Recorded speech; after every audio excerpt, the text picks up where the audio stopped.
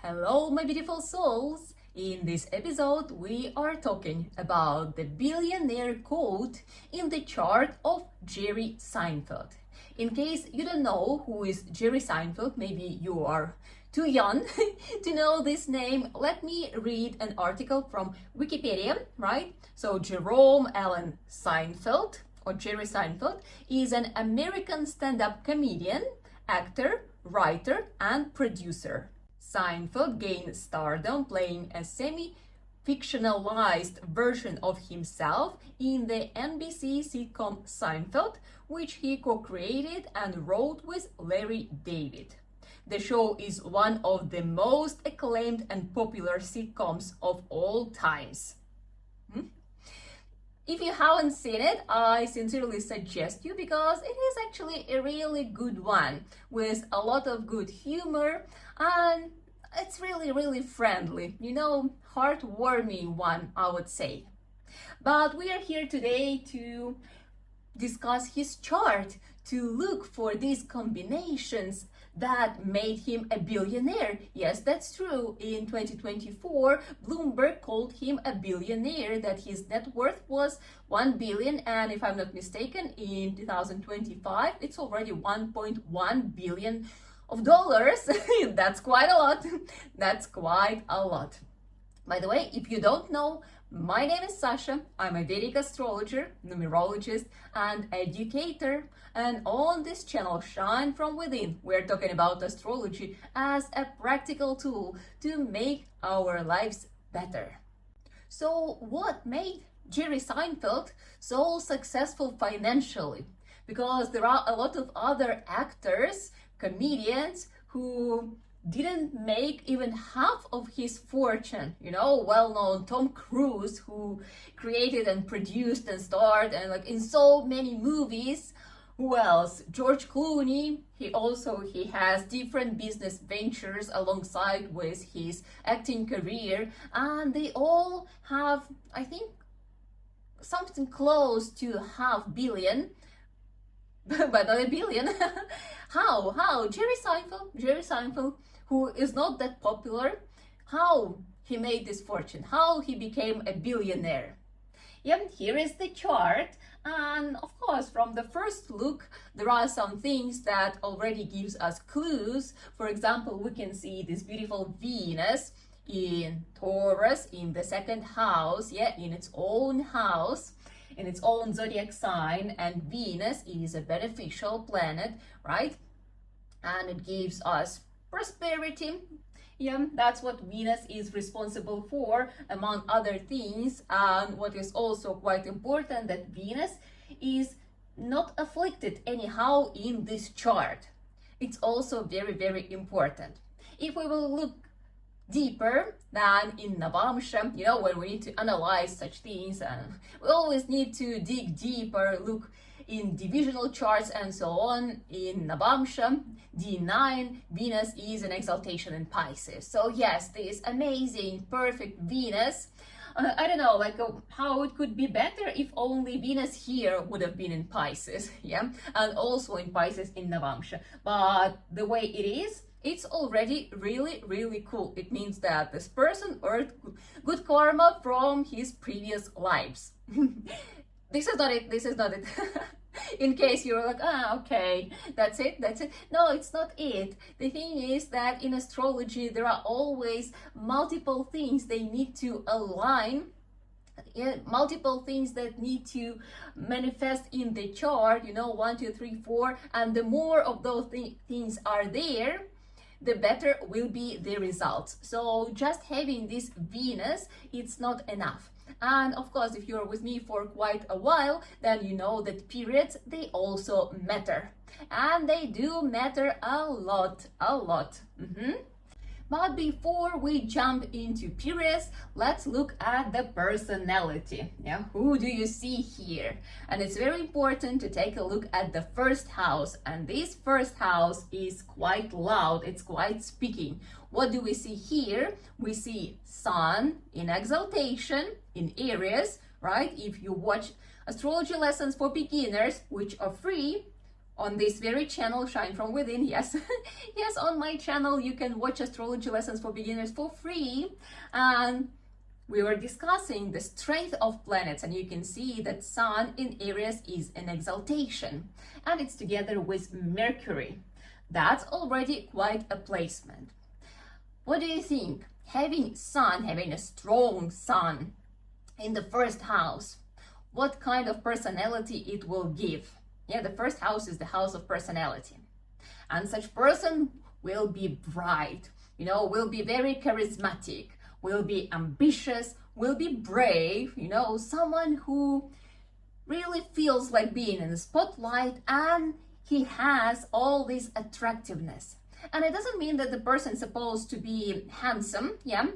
Not necessary with such placement. If there will be Venus, then also will be handsome. But Sun and Mercury, they don't give appearance, but they give this charisma that people are getting charmed by the presence of this person. So this energy, it just comes from within. When they arrive, they are very noticeable. And yeah, everyone around, they look at them. There is some special vibes. There is something in them. As I said, such people, they don't necessarily need to be handsome or beautiful or something. They could look very averagely. Yeah, they don't even need to dress up or something. But the way they interact with the world, other people find it attractive. They really like to be around. I think that's already quite a good start for a performer, right? For someone to be out there and talk about something. The rising Aries with Sun in Aries, with Sun and exaltation in Aries, it's a very brave person. That kind of brave who is not afraid to tell something to other people, huh? Yeah, if you want to be a stand-up comedian, you will have to tell unpleasant things to other people. Yeah, it's funny, but we all understand that jokes, they can be offensive for other people, even though it's funny. But realizing something funny about yourself, not everyone can handle it. So you need to be brave to talk about such things, yeah, to be a star in the humor field. And as well, you need to get up on stage, you need to read your monologues, and yeah, you need to be strong and brave enough to feel refused, for example, right? Because not everything works, not everything is funny, and being there on the stage is quite an experience, yeah? You need to have courage to be there and to continue doing what you like. What do we know? That he is that kind of comedian. He is not this like bold or daring comedian who is like pointing out things or making some like tough jokes. No, he is famous for, it's called observational. So here, as a stand-up comedian, Seinfeld specializes in observational comedy. Yeah. What can we see here in the chart? How can we see it in the chart? You see his moon is in Aquarius. And one of the traits of Aquarius is that they lack this connection to their true self, and they find it through comparing themselves to others. And for that, obviously, you need to observe others. So you look at others and you think, they are like this, and who am I? Am I the same way or am I different? So Aquariuses, they do have a lot of these thinking processes. So here, it kind of all adds up. So through observing other people, through comparing himself with others, he started noticing some interesting things. And that's how his comedy was developing. What can we say as well? Mercury and Sun here, they create Buddha Aditya Yoga, and this is a combination of a smart person. So we can say that he's smart, and because the Sun is an exaltation, and in Navamsha, Sun is in own house as well. So it's a very strong Sun. So it's a strong Buddha Aditya Yoga means the person is smart. Very smart. And to be a good comedian, you need to be smart. It's impossible to write good texts good jokes if you don't have sharp mind. And Mercury in the first house, it gives this tendency for humor, you know, some easygoing, something like funny, noticing things, and again, like, yeah, being smart. If we sum up these facts, then we can say that from Moon in Aquarius, he has this unusual way of thinking. That's a common trait for Aquariuses. Then as well, this comparison to others created this style of observational comedy. Then he's smart, he's charismatic, he's ambitious, right? He has tendency to be humorous. Mercury in the first house makes people talkative. Again, yes, speaking genre. And we can see that in the second house of speech, there is Venus. That is why he's quite soft in his words. Again, yeah, if you have seen Seinfeld or his comedy, he's never harsh with his words. Yeah, he's never bold. He's very nicely, you know, softly talking in a very friendly manner. Because sometimes you, how, nothing extraordinary there yet. He became very, very successful. What else we can see here? We cannot ignore the fact that there is this Saturn, even though it's retrograde, but it is also in exaltation. Saturn is the planet that gives us discipline, that gives us this stamina, that gives us this perseverance, that we keep going no matter what. Yes, Saturn gives us people who, strong Saturn gives us people who are working hard and who are not taking no for an answer, you know, who are ready to keep putting effort until they achieve their goals. And this very Saturn is aspecting the first house, the house of personality, Sun, yeah, the Sun. So it also gives a very strong influence on the personality. Yes, there is a fact that the Sun and Saturn, they are afflicting each other because both are malefics, both are strong malefics, but at the same time, they give strength to each other. And also we can see how important is this axis of partnership. Yeah, me and partner. And remember in the very beginning, I read to you that he created this Seinfeld sitcom together with a partner. What was his name? Larry David. Yeah. So partnership plays quite a big role in his life and in his chart. And you can see that ruler of the seventh house, yeah, of the house of relationship, of partnership, goes into the second house of finances. We were discussing very similar placement in the previous video where I was explaining that life purpose, occupation, and finances, money, they are three different things that are not necessarily need to be connected. And there we were talking about the chart of a woman, unknown woman, but you will see how interestingly such things can unfold. And yeah, for her, it was that money comes from her husband, like the easiest way, the most obvious way. But for Seinfeld, it comes from partnerships. Yeah, from creating deals, making contracts, creating partnerships. And you will see later, I will be explaining using some facts from his life, and you will see how these things unfolded. Okay, so we already realized that very strong person and also very disciplined. Yeah, can you feel all this strength? Charisma plus discipline, ambitious plus working hard. You know, this is already quite a placement for the person to become successful. Because, yes, to become successful, you most likely need to work hard, unless you were born in a filthy rich family. But that doesn't happen to everyone.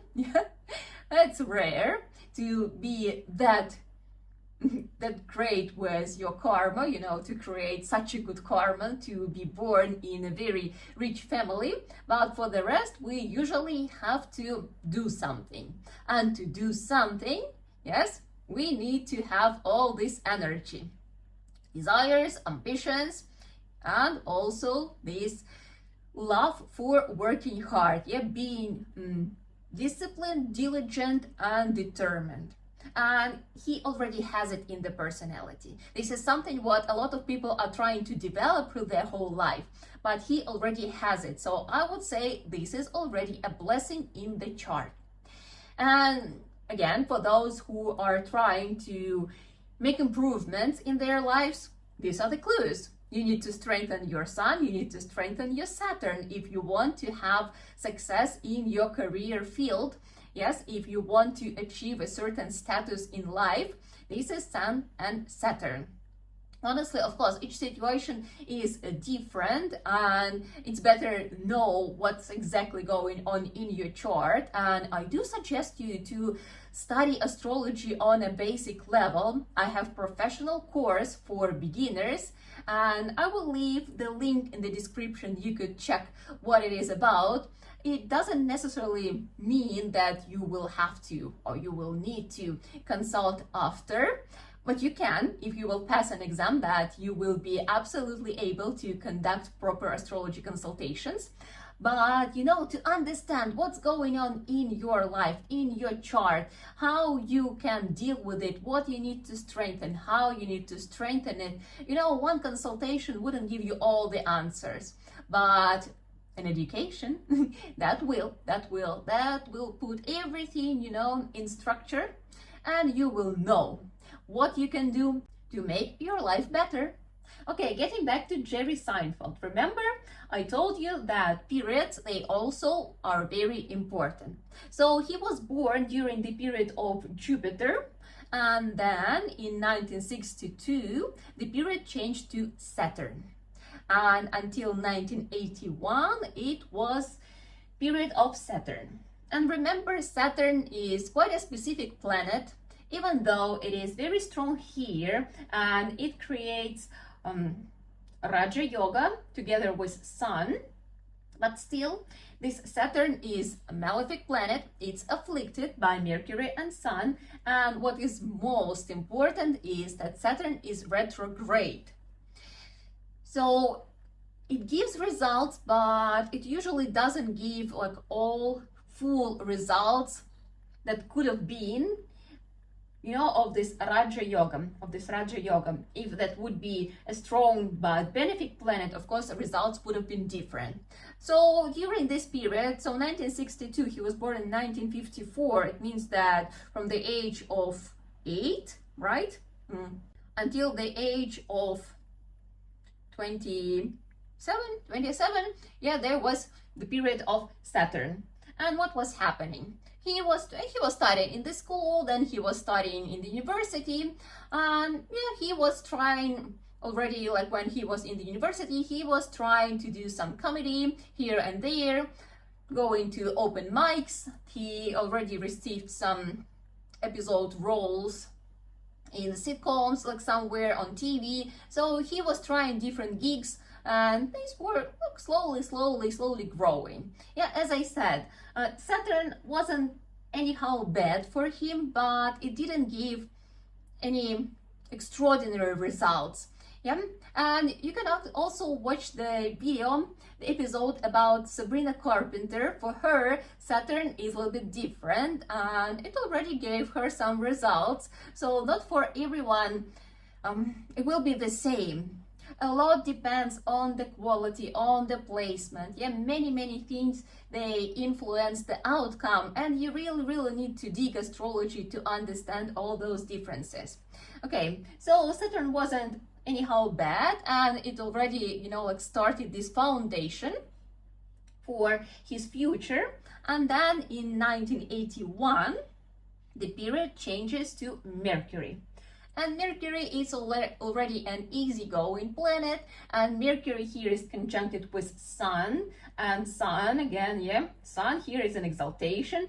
Yes, it is afflicted by Saturn, but still Sun creates Raja Yoga by itself, by placement. It creates Raja Yoga together with Saturn because of their mutual aspect, and the ruler of the first house, yeah, dispositor of the Sun, it's Mars, which also creates Maharaja Yoga by placement. Maharaja Yoga by conjunction with Rahu, Maharaja Yoga, yeah, with mutual aspect with Jupiter. A lot of combinations are getting involved when the period of Mercury hits. Already in 1981, he gets on a big TV. In January 1981, he performed stand-up on an evening at the Improv. In May, Seinfeld made an appearance on The Tonight Show starring Johnny Carson, impressing Carson and the audience, leading to frequent appearances on the show and others, including Late Night with David Letterman. So things start rolling. He gets recognized, he gets connections. Of course, it's very important. It's very, very important to get connections. And then, you see, in 1987 was his first 1-hour special stand-up confidential aired live on HBO. Imagine, it's 1987. 1 hour of time, of your time on TV. There were not so many channels, and I think that was quite a gig. That was quite an important, I would say, breakthrough for the comedian. And what do you think? What was the period? You know, Mercury, and the period was Sun. We were just talking that Sun is a very powerful and very favorable, very beneficial planet for Jerry Seinfeld. And during Mercury's Sun, exactly the same period, sub-period, in 1988, they created Seinfeld, the sitcom. Yeah. Seinfeld created the Seinfeld Chronicles with Larry David in 1988 for NBC.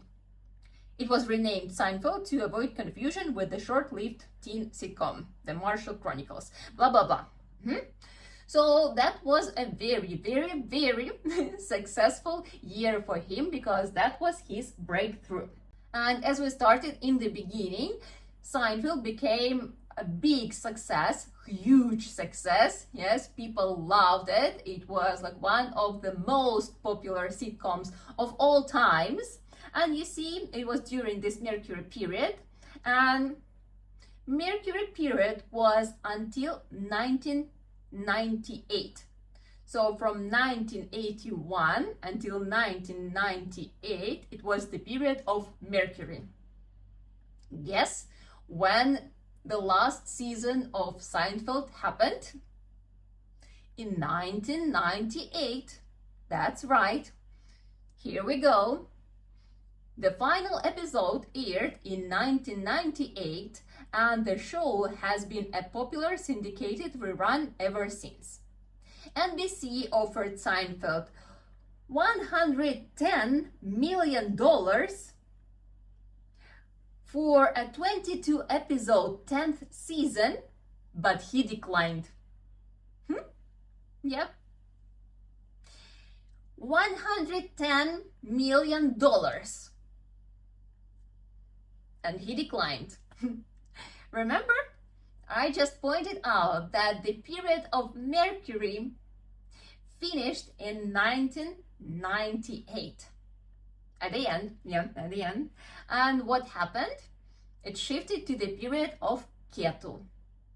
And you know, when periods shift, things happen sometimes very illogical. People make illogical decisions, or some circumstances, they bring transformations into life, and when you don't understand what's going on, things seem to be very strange. You're like, oh, what? And yeah, I bet when you were hearing, when you were listening to this, like, how he refused to continue to shoot this 10th season. A lot of money, huge success. What happened? Nothing special. The period changed.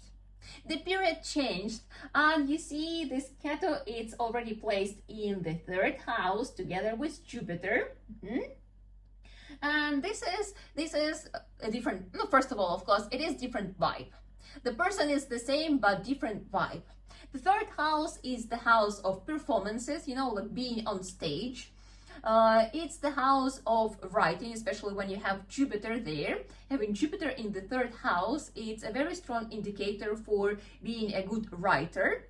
Then, what else? The third house is the house of short travels.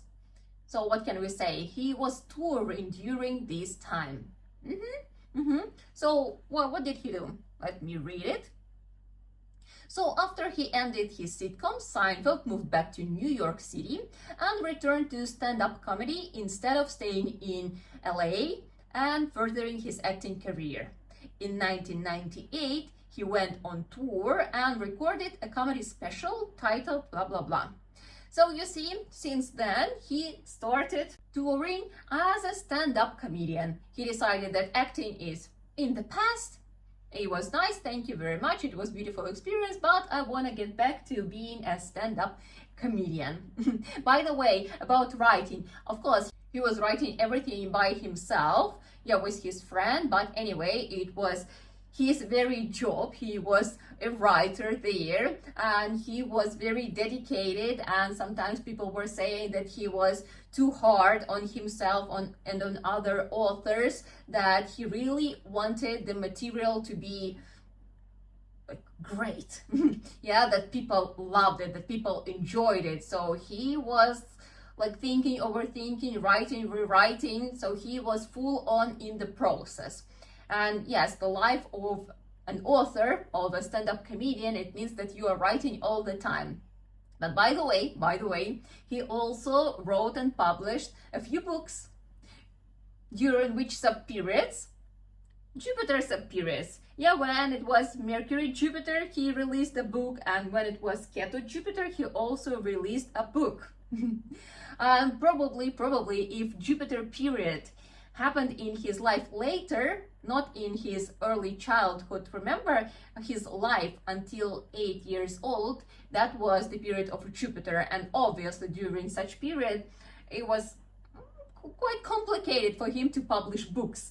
But maybe he was writing something, but nothing serious. But if the period of Jupiter would have happened, I don't know, when he was 30 or 40, something like this, then there was a high chance, there could have been a really great chance that he would have become a writer, like a comedy writer or something like that. Yeah. So you see, like this game, when the period got activated, it brings a really big difference into lives of people. Okay, getting back. So during this Ketu, he was doing his stand-up comedy, he was touring around, a lot of travels, a lot of writing, a lot of performing on the stage. That's how his Ketu period was going. And then in 2005, in 2005, the period changed to the period of Venus. Here we go, Venus. Finally. So Venus is for 20 years, so his period of Venus was until 2025. And honestly, like if you will open this article and if you will dig a little bit more about him, you will see there's like a lot of achievements, a lot of different things. But let me find, where is it? Here we go, the wealthy part. The wealthy part. So you see, according to Forbes magazine, Seinfeld's cumulative earnings from Seinfeld, the sitcom, as of 2004 was $267 million, placing him at the top of the celebrity earnings list that year. So you see, already before Venus, because of all these Raja Yogas, Maharaja Yogas, Dana Yogas, and so on, he already earned his part because he was very charismatic, he was very determined, and he was working hard. He was working a lot, really. So then, Seinfeld earned $100 million from syndication deals and stand-up performances in 2004. And 60 million in 2006. So here already Venus kicks in. Yeah. What happened? Yeah, syndication deals. For me, that was a new word, but it means that your sitcom is shown on other channels. Or for example, right now it's on Netflix, right? So they pay him this percentage from each view or something like this. But anyway, so because the sitcom is rerun on different channels successfully rerun. And here it comes. So between June 2008 and June 2009, Seinfeld earned $85 million, making him the world's highest paid comedian during those 12 months. In 2013, Forbes documented Seinfeld's annual income as $32 million. Seinfeld was ranked by Forbes the highest paid comedian for 2015, the second highest paid in 2016, and the highest paid again in 2017. Seinfeld's income between June 2016 and June 2017 was $69 million.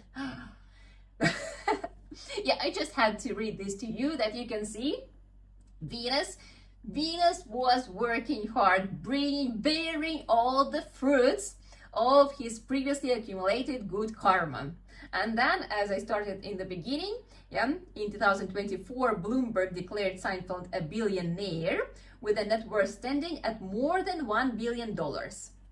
Thanks to various syndication deals his sitcom signed, with $465 million coming from those deals.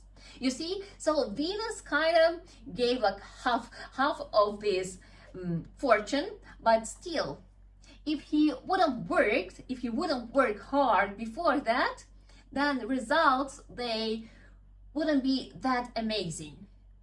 So hard work comes first anyway. There's supposed to be something to be rewarded for. You know this joke when a man was praying intensively, God, please help me win the lottery. God, please help me win the lottery. 1 year, 2 years, 10 years, 20 years. God, please help me win the lottery. And finally, the God, he got super annoyed and he came to this guy and was like, man, buy a ticket at least. So yeah, we need to do something. We need to take actions. And this person, Jerry Seinfeld, he took a lot of actions, and at the end he received such incredible results. So what's happening now? In 2025, in the very beginning, the period changed to the period of planet Sun, and we already know that during the Sun's periods, he got his breakthroughs and he got his successful moments. It means that everything is going to be fine for him during this Sun period. It's from 2025 until 2031. But what we need to pay attention to, that the Sun is still afflicted by Saturn, and Mercury in this situation is still a malefic planet. So there is a certain affliction, which means that there could be some lessons related to ego, related to pride. So not everything could go smooth, but if we're talking about success, finances, that things are actually going to be blooming, they will continue blooming, but some personal transformations, they may have take place. Yes, so you see, such a wonderful, such an interesting chart, such strong placement, such strong energy, such strong character, yeah, a lot of diligent hard work, and then together with accumulated good karma from the previous life. And here we go, a happy, successful billionaire who is probably living a life of a dream, right? Of course, we don't know what exactly is going on there, but yeah, definitely there are some ups and downs, as in lives of every person, any person, but very interesting example to look at.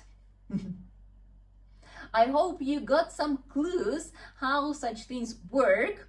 Yeah, and there is no magic pill or magic combination that you need to look for and then you're like, oh, then I will be a millionaire. Yeah, there are certain combinations, certain amount of factors that came along together, and that is why the result turned out to be such a specific, beautiful abundance. Yeah, it is an abundant life. I hope it inspired you to study astrology more, to study your chart more, to learn what you can improve and how you can make your life better, because you always can. Yes, you always can. And let's finish as we always do with mantra, which means may all the beings in the world be happy. So we sit with a straight back. Loka samasta Sukhino bhavantu.